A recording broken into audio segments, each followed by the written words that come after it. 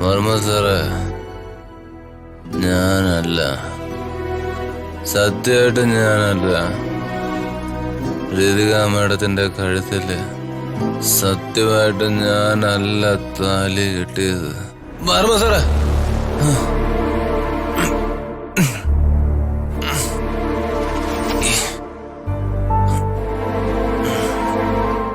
രാജു,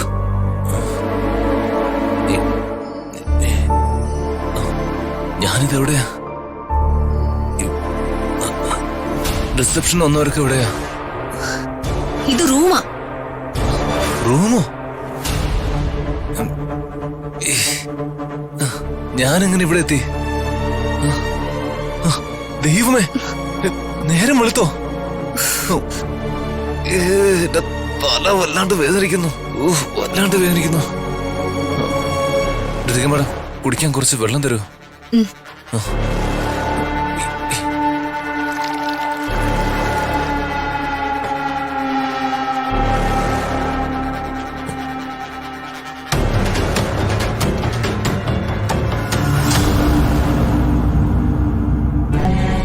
എനിക്കെന്താ പറ്റിയത്? രാജു, ഇത് തീരെ പഴഞ്ചൻ പരിപാടിയാ. എന്ത്? എന്തെങ്കിലും ആരോടെങ്കിലും പറയാനുണ്ടെങ്കിൽ അതിന് ധൈര്യത്തിന് വേണ്ടി മദ്യപിക്കുന്നത്. ധൈര്യത്തിന് വേണ്ടി? അതിന് ആരാ ഋതിക മേഡം മദ്യപിച്ചത്? ഋതിക മേഡം എന്തിനാ പരസ്പര ബന്ധമില്ലാത്ത കാര്യം പറയുന്നത്? എന്നെ കൊണ്ടൊന്ന് പറയിപ്പിക്കണ്ട. രാജു എന്തിനാ ഇന്നലെ മദ്യപിച്ച് റിസപ്ഷനിൽ ബഹളം ഉണ്ടാക്കിയത്? ബഹളം ഉണ്ടാക്കിയെന്നോ?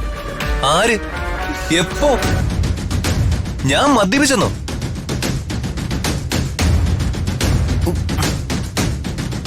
ശരിയാണല്ലോ, ഇതെവിടുന്ന ഈ മദ്യത്തിന്റെ മണം?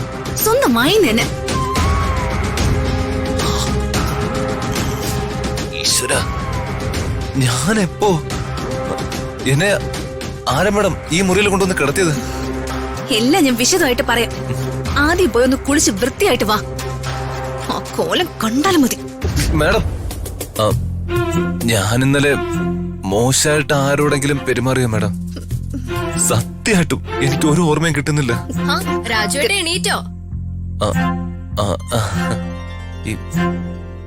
നേരത്തെ എണീറ്റ് ഹാളിലേക്ക് വരാതിരുന്ന നന്നായി. വല്ലിച്ച രാജുവേട്ടനെ കണ്ടിരുന്നെങ്കിലേ രാജുവേട്ടന് നല്ല തല്ല് കിട്ടിയനെ. വർമ്മ സർ ദേഷ്യത്തിലാണോ? പിന്നെ ദേഷ്യപ്പെടാതെ. തോളത്തെടുത്ത് വെച്ച് കൊഞ്ചിക്കുന്ന പണിയാണല്ലോ രാജുവേട്ടൻ കാണിച്ചത്.